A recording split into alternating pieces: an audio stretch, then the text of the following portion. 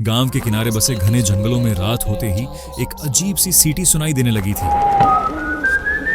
लोग कहते थे कि यह एल सिल्बोन की आवाज है। एक लंबा, हड्डियों जैसा पतला, भयानक साया जो अपने कंधे पर इंसानी हड्डियों का थैला लेकर चलता है। जिस भी घर के ऊपर उसकी सीटी तेज सुनाई दे, समझ लो वो पास नहीं बल्कि बहुत दूर होता है। और अगर सीटी धीरे सुनाई दे, मतलब वह तुम्हारे बिल्कुल पीछे खड़ा है। कहानी शुरू होती है राहुल, एक 19 साल का लड़का जंगल के पास के गांव में रहता था। उसे इन कहानियों पर यकीन नहीं था। एक रात दोस्तों की चुनौती पर वह अकेला जंगल की ओर निकल पड़ा। गहरा अंधेरा, हवा बिल्कुल शांत। अचानक फी फा राहुल मुस्कुराया। सीटी की आवाज, शायद हवा है। पर जैसे जैसे वह आगे बढ़ा, आवाज और धीमी होती गई। फी उसे याद आया, धीमी सीटी मतलब एल सिल्बोन बहुत करीब है। राहुल के कदम कांपने लगे, उसकी सांस तेज।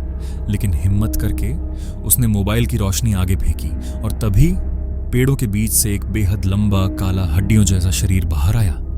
उसकी गर्दन असामान्य रूप से लंबी और कंधे पर एक बड़ा थैला जिसमें से इंसानी पसलियां और खोपड़ियां झांक रही थीं। एल सिल्बोन ने अब अपनी खाली सफेद आंखों से राहुल को घूरा।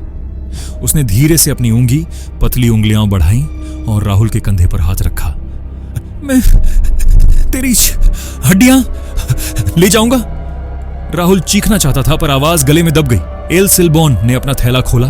अंदर अनगिनत हड्डियां खड़खड़ा रही थी। वह राहुल की ओर झपटा। उसकी सीटी एकदम तेज हो गई।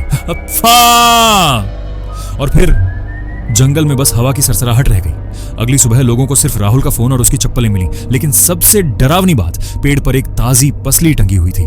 उसी रात से गांव में हर कोई सुनता है, फी फा फी फा। और लोग दरवाजे बंद कर लेते हैं क्योंकि एल सिल्बोन नए शिकार की तलाश में होता है।